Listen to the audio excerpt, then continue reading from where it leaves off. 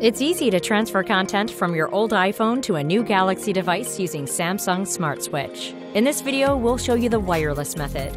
Check out the other videos for the alternative wired methods. Make sure you have the most up-to-date version of the Smart Switch app installed on your Galaxy device. It's preloaded and also available in the Google Play Store.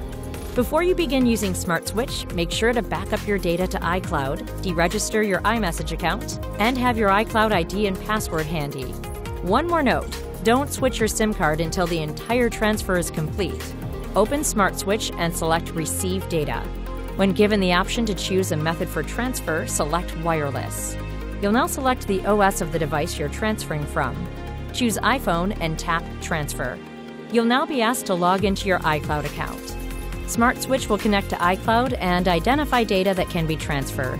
Once the data has been identified, Smart Switch will present a list of content that you can transfer. Choose the content you want to transfer. When you're ready to proceed, tap Transfer.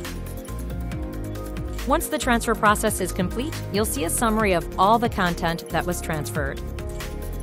You're all set. Welcome to your new Galaxy device.